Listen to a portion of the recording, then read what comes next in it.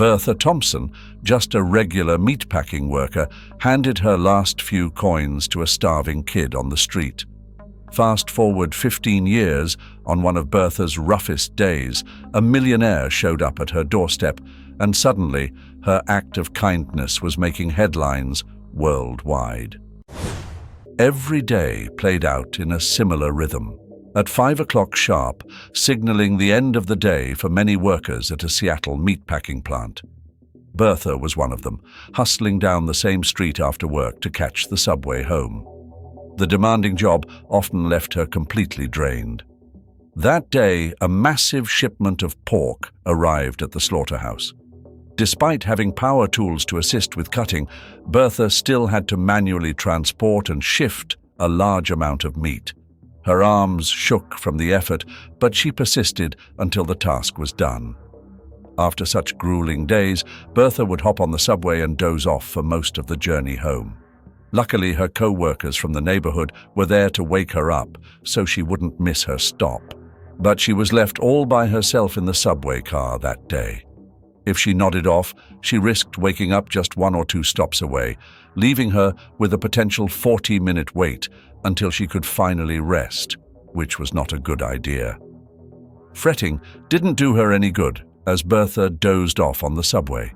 Suddenly, a man's deep and gentle voice startled her awake. "Ma'am, your stop is coming up, right?" Bertha blinked, confused by the interruption. "It's your stop next, isn't it?" the man asked, lightly touching her shoulder. He apologized for startling her. "I had to say something so you wouldn't miss the stop." In his 30s, he was a refined gentleman, well-spoken and neatly dressed. He approached her with a demeanor devoid of malice. After expressing gratitude, Bertha asked how he knew her stop. Typically, Bertha commuted with colleagues, sparing him the need to wake her, but today was an exception. Alone, he ensured she wouldn't miss her destination. Exiting the train, he introduced himself as Maximus. Engaging in conversation, they strolled down the street together. Bertha's residence was quite a distance from Maximus's. Despite this, he opted to wait with her at the bus stop, ensuring her safe journey home. The chat went smoothly. They soon found out they liked similar things, worked in the same area, and even had mutual friends. "How come we never ran into each other before?" Bertha asked. "Actually, I did see you on the subway," he awkwardly admitted. The bus arrived and Maximus said goodbye, but not before they agreed to meet up the next day now that they'd met. They met 5 times in 1 week, each time feeling more relaxed and natural than the last. Within 3 weeks, they were dating. Their relationship was so strong and lovely that Maximus knelt down, opened a box with a shiny ring, and proposed to Bertha within a year. Bertha was ecstatic. She had dreamed of this moment for years, and now it was happening. They said, "I do," and 3 months later, they stood at the altar, exchanging vows. Maximus and Bertha moved in together and settled into their daily routines. He worked as a programmer for a startup, while Bertha continued her demanding job at the meatpacking plant. However, life had taken an exciting turn since she met her husband. Maximus cooked dinner for her and gave her relaxing back and arm massages after her tiring shifts. Life wasn't perfect, but it was pretty close for Bertha. Looking at her husband sleeping beside her, she felt like she had hit the jackpot. This sensation was intensified a couple of years later when a pregnancy test confirmed that a new member was on the way for them. The 9 months that ensued felt like an eternity to the couple. When the baby girl finally arrived, they named her Phoebe. Maximus managed to bump up his vacation by 20 days to stay with his wife and newborn daughter during those first precious days. Holding Phoebe felt like holding a piece of heaven for them. She was a beautiful, healthy baby girl who brought even more brightness into her parents' lives. While Phoebe thrived, Maximus began to experience persistent headaches and chest pains. Initially attributed to stress, the discomfort persisted even after a month-long family vacation. Bertha kept pushing her husband to go see a doctor because she was worried about a possible vascular or heart issue, but Maximus shrugged it off, thinking he was too young for that. Probably just something I ate, maybe too much salt or whatever, but just to be safe. I'll start hiking, okay? He said. The discomfort disappeared when he started doing light evening runs. He could go for 3 or 4 days without feeling anything, but it was only a matter of time before it hit him unexpectedly again. Whether he was playing with Phoebe or just watching TV, he'd suddenly feel a sharp pain in his chest. "Maximus, I'm really concerned. You need to go see a doctor," Bertha yelled at him, her nerves showing. But Maximus dismissed it as dehydration and started drinking more water. "If the pain keeps up, I'll make an appointment with a cardiologist," he promised. 2 weeks later, when Maximus woke up one Sunday morning, he felt real dizzy and had a sharp pain in his chest, making him fall back down, screaming and startling Bertha and Phoebe, who were in the living room. Maximus was in pain, holding his chest, and couldn't talk. Bertha immediately called for an ambulance. At the hospital, the doctors told Bertha that Maximus was having an early stage of a heart attack and needed to be watched closely because they didn't think the danger was over. His blood pressure was high, and he was unconscious. "Mummy, where's Daddy? Is he sick?" Phoebe asked. "Don't worry, honey, he'll be fine. Let's go get some ice cream in the park when he's better," Bertha comforted her. Her mum comforted her little girl. Bertha had no clue what was coming, but she thought Maximus was too young and fit to have heart troubles. She could only hope he'd bounce back soon and the docs would figure out what was up. 2 hours later, all hell broke loose in the hospital. Nurses and even Maximus's doc raced down the hall. Bertha's heart raced, but she didn't want to freak out Phoebe. It was the longest 30 minutes of her life. She kept her eyes fixed on the hallway, praying for good news. Bertha's world fell apart when the doc showed up. They'd done everything they could, but Maximus couldn't make it. He'd had a second, worse heart attack. "I'm sorry," the doc said. "Let's prepare him," he added. Those words echoed in Bertha's mind like a bad dream. She didn't want to believe it, but she also wanted to scream. She had no choice but to bend down and hug her daughter tightly. "Mummy, is Daddy not well?" Phoebe inquired. The woman was at a loss for words because she couldn't believe what had just happened. So she just cried until the tears soaked the child's clothes. Phoebe must have been affected by what happened because she cried as well. Bertha kept her spirits up after Maximus died. She and Phoebe missed Maximus, but she knew she had to be strong and keep everything under control. Bertha began working longer hours at the refrigeration plant to meet her responsibilities. Her co-workers were aware that she was going through some difficulties, and they admired her tenacity. Bertha was determined that her daughter would not lack anything. On the other hand, the extra 2 or 3 hours of work each day was exhausting, and the reward was hardly worth it, primarily because it reduced the amount of time she could spend with Phoebe. Despite the extra hours she put in, it hardly made up for the time she missed with her daughter. But Bertha felt powerless to change it. She hoped for a raise or a promotion, but neither had happened yet. One morning, on her way to work, a frail, pale girl bumped into Bertha at the subway. She looked sick and scared. "Sorry, ma'am, I haven't eaten since yesterday. Can you spare some change?" the girl asked, speaking quickly and softly, probably embarrassed. Bertha glanced around for the girl's parents, but she seemed to be alone. Everyone on the train carried on, unaware of the hungry child in front of them. She watched the girl, clutching her stomach. Poor thing, Bertha thought. She must be in terrible pain from hunger. It was impossible not to notice the girl and not imagine her own daughter in that situation. Bertha rummaged through her wallet, finding $30 and some spare change. Without hesitation, she handed over the $30 along with the 2 sandwiches she'd packed for her break. She could skip a meal that day since she had more waiting at home. But that kid had nothing. The bashful youngster approached, accepting the money and snacks with tearful eyes, murmuring a sincere thank you. "I'll repay you, promise," the girl pledged as she exited the subway. Despite her gnawing hunger, Bertha toiled diligently throughout the day. Sure, she could have treated herself to a snack from the cafeteria, but she had given all she had to that child. Whatever coins remained would suffice for her commute back home. Exhausted and famished though she was, Bertha harbored no regrets.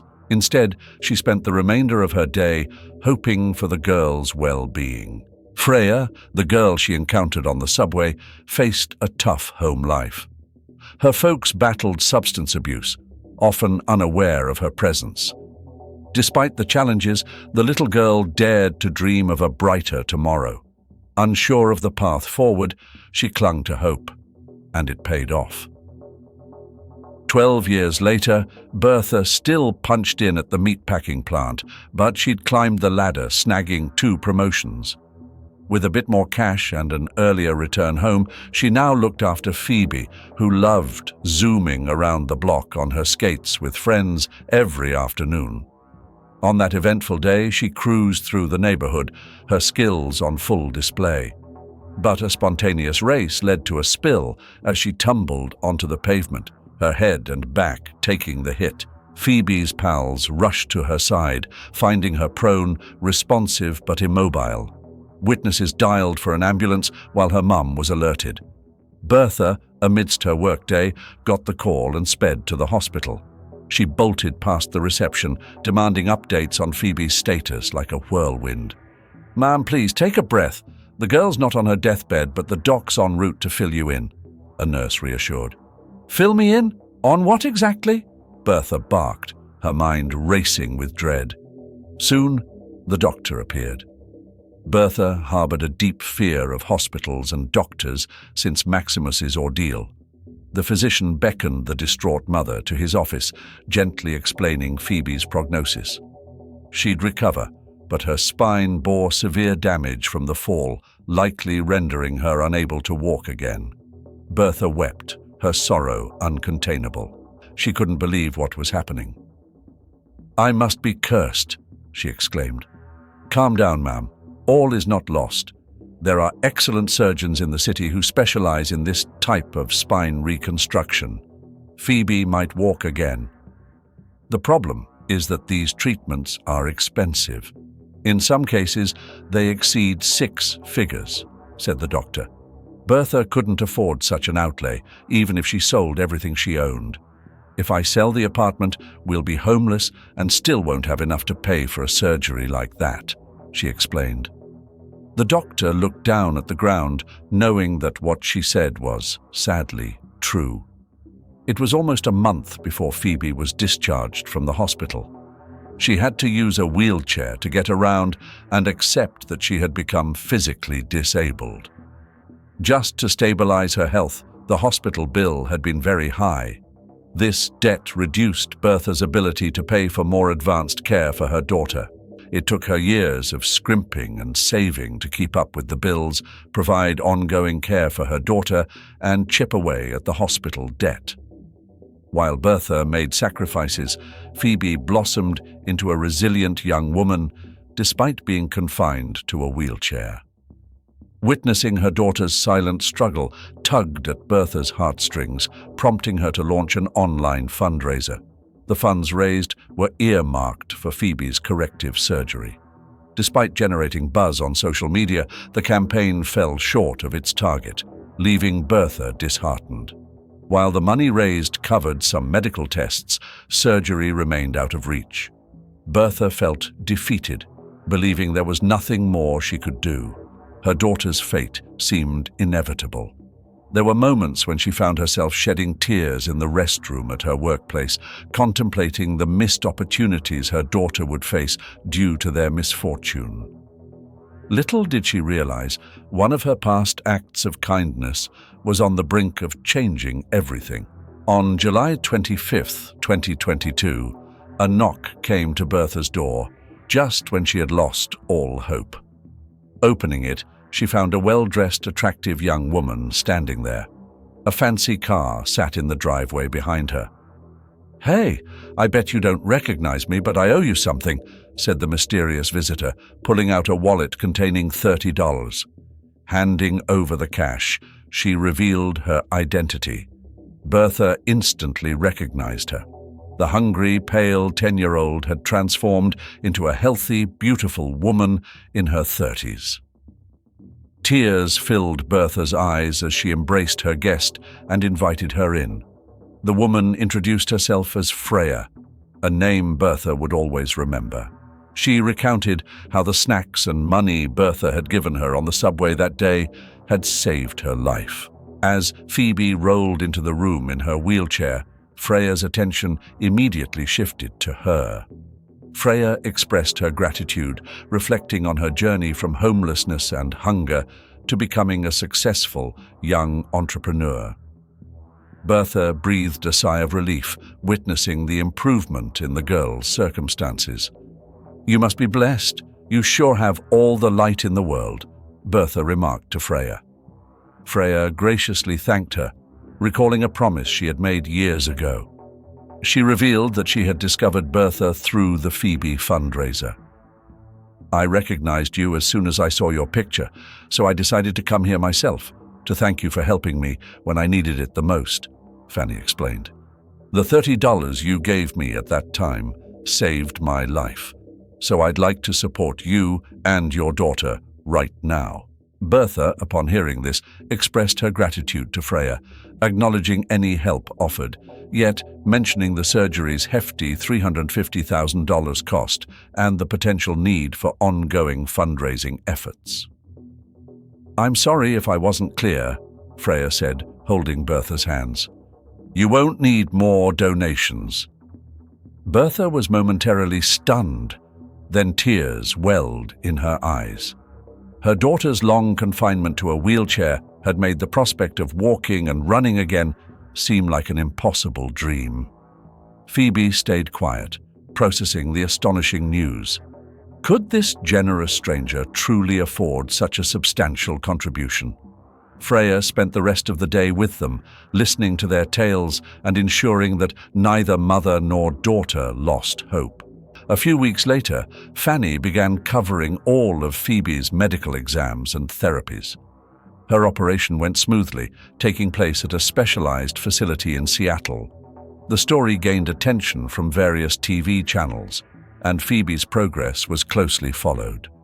Although the physical therapy sessions were agonizing, they paved the way for her eventual recovery and ability to walk again.